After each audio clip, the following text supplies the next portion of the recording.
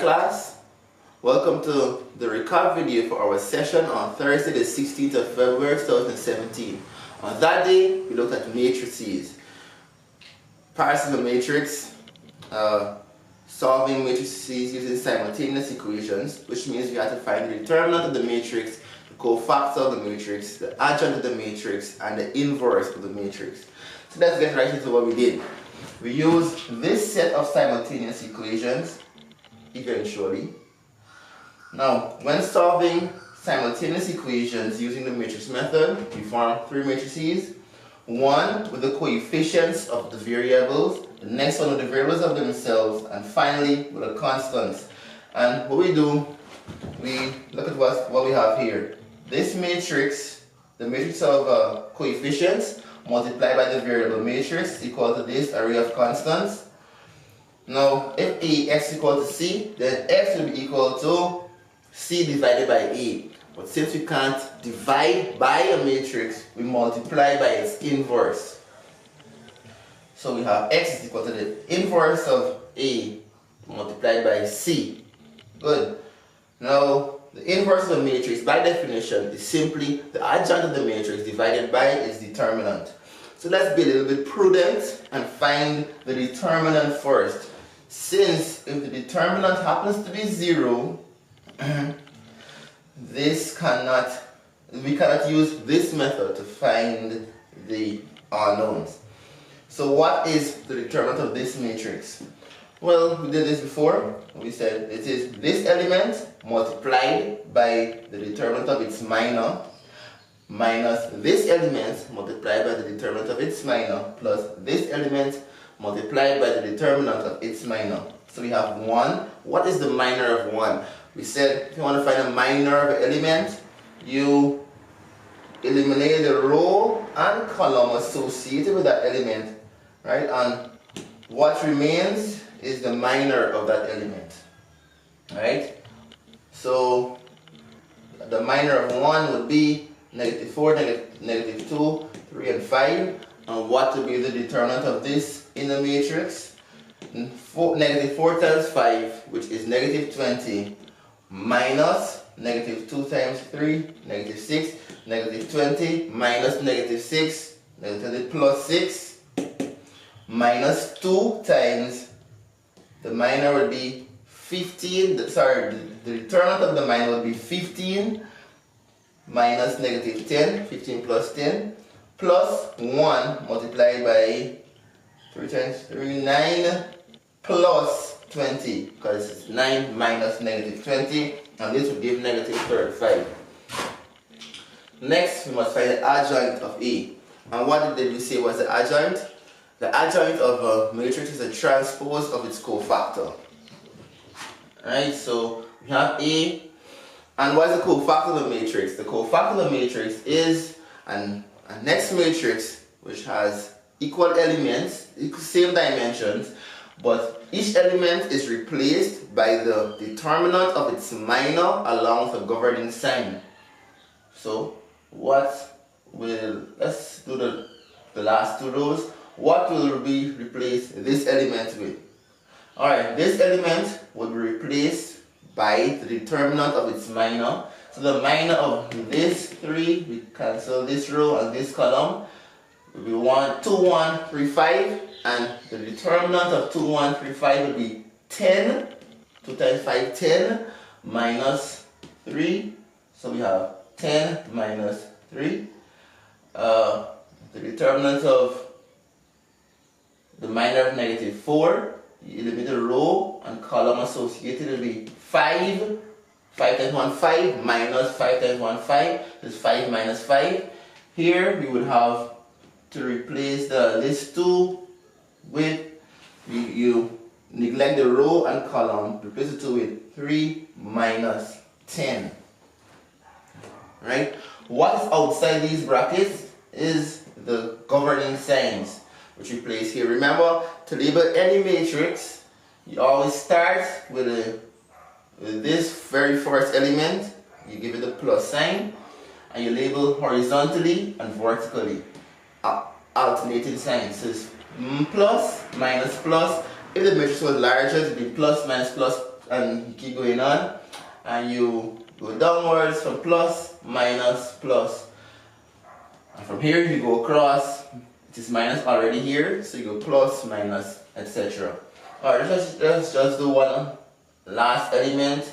Let's look at this. What will replace this element in the cofactor of this matrix?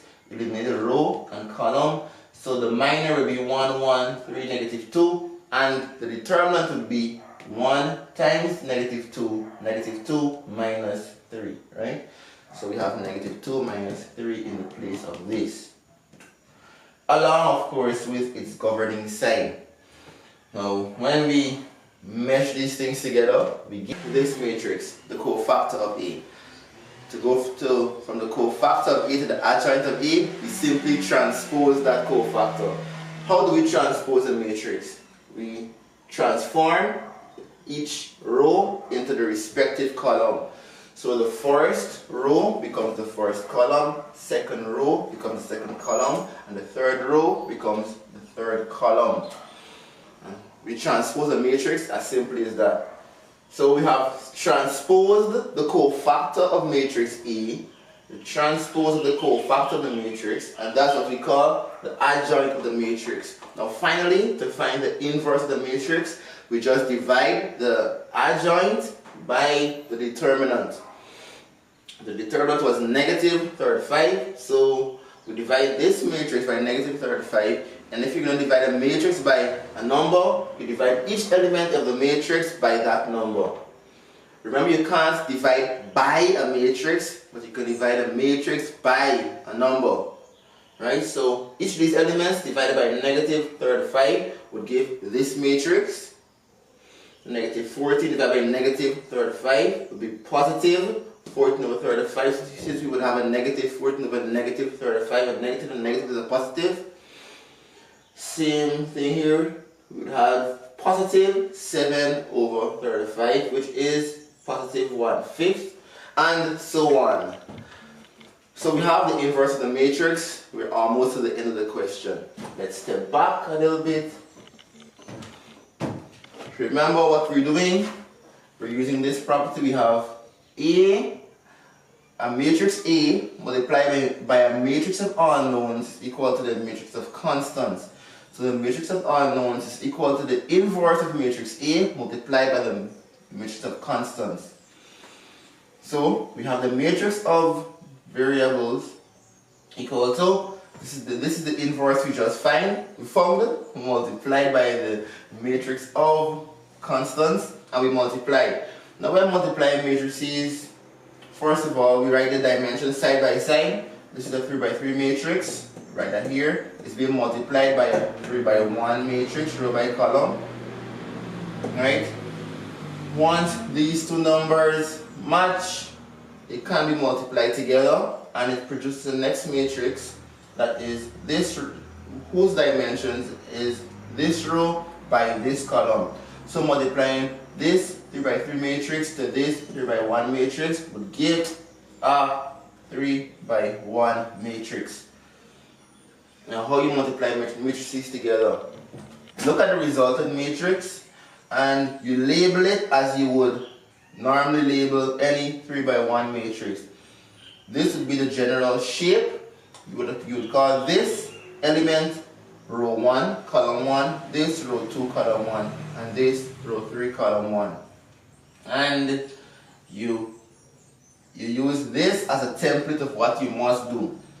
This first element you have here, that's first element. This first portion of the element you have here, that this govern the first matrix, and then this one govern the second matrix. So we would have row 1 of the first matrix times column 1, the second matrix, going here. Here you would have row 2 times column 1, and here you would have row 3 times column 1. Now you write what you're actually going to put. Right, so row 1 times column 1 goes here. So this row multiplied by this column. I should say the summation of row 1 times column 1. So 14 over 35 multiplied by 4 is 56 over 35 plus 1/5 multiplied by 2, 2/5 plus 0 goes here. Row 2 by column 1 goes right here. So this row multiplied by this column, 5/7 multiplied by 4, 20 over 7 plus 2 times 0 times 2, 0 plus -1/7 times -1, which is positive 1 over 7. And finally row 3 column 1 goes here. So row 3 times column 1, -29 over 35 times 4 is -1, 16 over 35. -1/5 times 2, -2/5 plus 2/7 times -1 is negative, is -2/7. We have that here. Now, 56 over 35 plus 2/5. Multiply this by 7, you get 35. Multiply 2 by 7, you get 14. 56 and 14 is 70. So 70 over 35 will just give 2. So this will just give you 2. This will be 21 over 7, give you 3. And this gives -4. Alright, so we have what would remain is 2, 3, -4. Now remember we were saying x is equal to this matrix.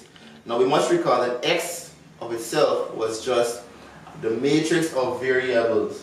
So revealing what we were calling x all along was actually the matrix of variables x, y, z. So from here we can simply see that x is equal to 2, y 3, and z is -4, and that is the solution to the question. Alright, see you soon.